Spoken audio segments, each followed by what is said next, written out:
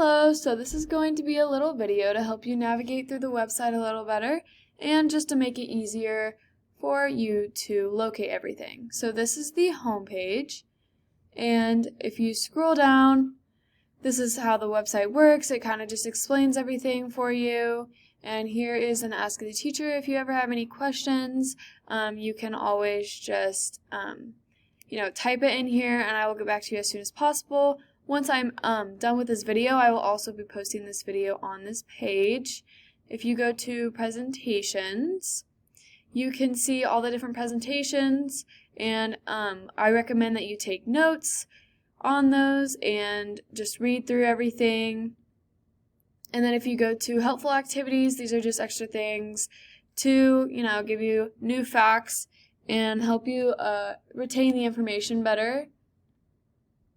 And right here are going to be the assessments. So here there's a Google Forms quiz. If you just press on it, it'll give you a link. Just press on that and go ahead and take the quiz.